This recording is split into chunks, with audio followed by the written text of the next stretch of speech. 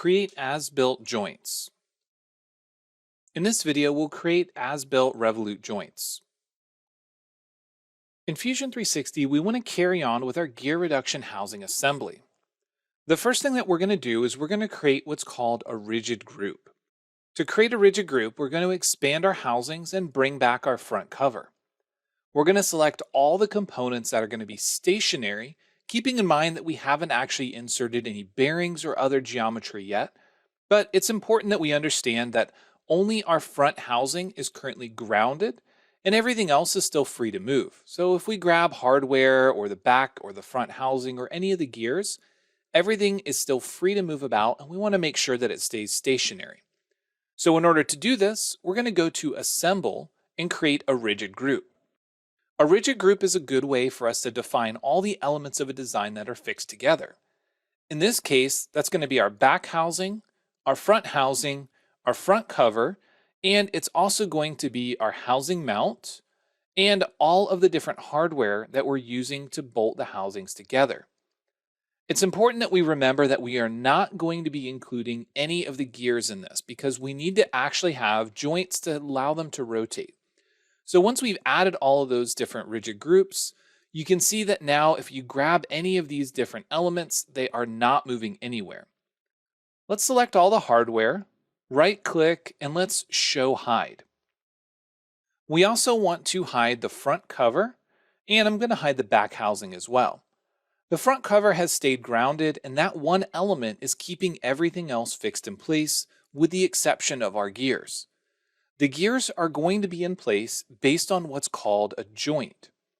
Joints can be applied in two main ways: as an as-built joint, which makes use of their current position, or as a joint, which makes sure that we select not only the rotation type, but also the position of the joint. Because we've already used a line for all of our spur gears, we want to use an as-built joint. We're going to set the joint type to revolute, and then select the components.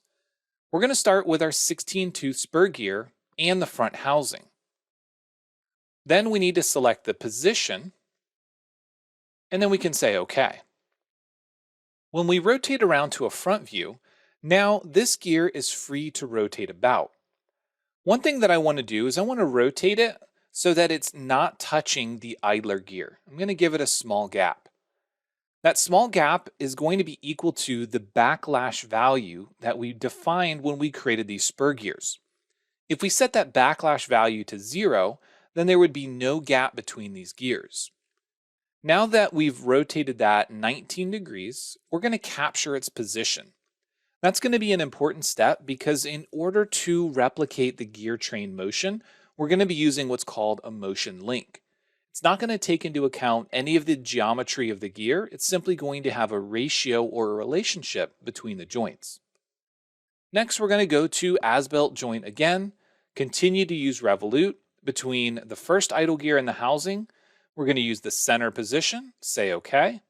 Then we'll use our right-click marking menu to repeat that as-built joint. Once again, we'll select the idler, the housing, and the center of rotation. Next, I'm going to repeat that using as-built joint. This time we're going to use this idle gear and we'll use the same housing. And because that gear is centered in this opening, I can select a circular reference and it'll be fine. Note that I'm going to rotate this gear. Once again, making sure that I don't have any overlap. You can see that small amount of backlash between the gears. Then I'll capture its position. Next, we're going to rotate around to the back side, and we're going to add that as-built revolute joint to the large gear. Once again, we're going to go to that same front housing, pick the axis of revolution, and say OK. Then, one last thing I want to do is rotate that large gear until we don't have any contact, and once again, capture its position. At this point, none of the gears have any relationship with any other gear. They only have a rotational relationship with the housing. I'm going to revert that position, and I want to make sure at this point that I save, and then I can move on to the next step.